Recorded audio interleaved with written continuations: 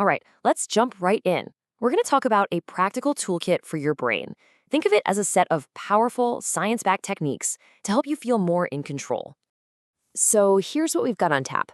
We're going to cover your brain's new toolkit, how to calm your body down, what to do with fear, how to get a handle on your worries, and finally, how to get your focus back. All right, first up, your brain's toolkit. We're going to talk about why you need some simple, actionable mental tools. And to kick things off, let me ask you a question. You ever feel like your thoughts are just running a marathon and you're not even in the race? If you've ever felt totally overwhelmed by stress or like your brain just won't shut up, you are definitely not alone. But here's the thing. What if you could actually regain control? Like in just a few moments, using tools that are already built right into your mind and body. Okay, let's get into our first set of tools. This is all about calming your physiology. And the big idea here is what's called a bottom-up approach. Basically, the fastest way to a calmer mind is actually through your body. You know, this quote really gets to the heart of it. You can't always access those deep, survival parts of your brain with just your thoughts. And that's a huge insight, right? You can't just think your way out of anxiety. When that fight or flight response kicks in, your brain's survival wiring takes over. So instead of fighting it with thoughts, we're going to use our body's own system to send a message back to the brain that says, hey, we're safe. And the best part? There are a couple of super simple, science-backed ways to do this in just a few seconds. We're going to walk through 2 of them right now, and you can literally use these anywhere, anytime. Okay, tool number 1 is called the physiological sigh. It's super easy. You just take a double inhale through your nose, and then a long, slow exhale through your mouth. Neuroscientists are all over this one. They say it's the fastest, hardwired way our bodies have to calm down. That double inhale, it pops open these tiny little air sacs in your lungs, and then the long exhale gets rid of a bunch of carbon dioxide. The result? You feel more relaxed, almost instantly. It's wild.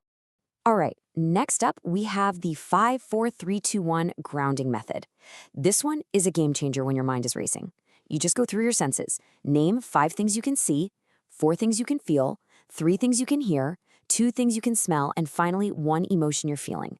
What this does is it pulls your brain out of that spiral of what-ifs and plants it firmly in the present moment. It's like sending a direct signal to your nervous system that says, hey, you're safe. You're right here, right now. So, we've covered the body. Now let's talk about the mind. We're going to shift gears a bit from the purely physical stuff to the cognitive, and we're going to tackle one of the big ones, fear. This is all about reframing it and turning anxiety into an advantage. Okay, this is fascinating. Check this out. The physical state of fear, heart racing, sweaty palms, that surge of cortisol is the exact same physical state as excitement. Seriously, all those feelings are identical. The only thing that's different is the story your brain tells about what's happening. And that's what Mel Robbins is getting at here. Excitement and fear is the exact same thing in your body. It's just what your brain calls it. So if the physical sensation is the same, guess what? That means you have the power to relabel the experience. You can actually choose to tell your brain a different story. So what's the trick? Well, you have to interrupt that old fear pattern and give your brain a new story. And the method is ridiculously simple. The next time you feel that anxiety or fear kicking in, just count backwards from 5. 5, 4, 3, 2, 1. That interrupts the automatic thought loop. Then you immediately say to yourself, I'm excited. Just doing that can reframe the entire experience. All right, let's talk about another common problem. What do you do when your brain just won't shut up? I'm talking about those racing, anxious thoughts, the ones that always seem to get loudest right when your head hits the pillow. So why do worries get so loud at night? Well, it's pretty simple, actually. It's because your brain doesn't trust that you're going to deal with them during the day. Think about it. We spend all day keeping ourselves busy, distracted, and then the moment we finally stop, our brain goes, aha, finally, now's my chance to process everything we've been putting off. So the solution is actually to give your brain a dedicated time and place to do its job. It's called scheduled worry. You literally schedule an appointment with your anxieties. By doing this, you're training your brain. You're teaching it to trust that these things will be handled, which in turn allows it to finally relax the rest of the time. And here's how you do it. Just pick a consistent time every day, say 5 p.m., set a timer for maybe 15 or 20 minutes, and then just do a brain dump. Write down every single thing that's on your mind. When the timer goes off, you close the book, and you move on. Then, when a worry pops into your head at night, you can genuinely tell your brain, hey, thanks for the reminder, but we've got an appointment for that tomorrow at 5. We're good for now. Okay, for our final section, we're tackling something that affects pretty much all of us, the modern epidemic of distraction. Let's talk about how you can reclaim your focus and actually enjoy doing productive work again. So here's the problem. Your brain has basically been hijacked by cheap dopamine. You know what I'm talking about. Social media, those endless short-form videos, they are literally engineered to give you constant, easy hits of that feel-good chemical, dopamine. The trouble is, this raises your baseline for what feels good, making less stimulating but way more important tasks like reading or deep work feel incredibly boring.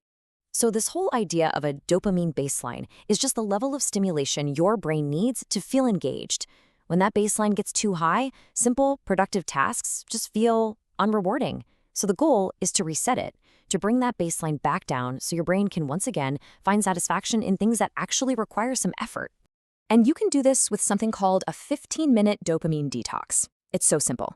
You just spend 15 minutes a day in complete boredom. No phone, no music, no stimulation at all. You just sit there with your thoughts. And let me tell you, your brain is going to scream for a distraction. It's going to be uncomfortable, but that's how you know it's working.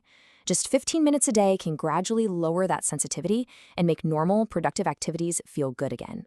So there you have it. That's your new mental toolkit. We've got the physiological sigh, the 5-4-3-2-1 grounding method, the fear/excitement reframe, scheduled worry, and the dopamine detox. A whole set of simple but really powerful techniques to get a handle on things. At the end of the day, your brain is an incredibly powerful tool. And the main takeaway here is that you have way more control over it than you probably think. You can actively retrain it. So the only real question left is, which one of these tools will you try first?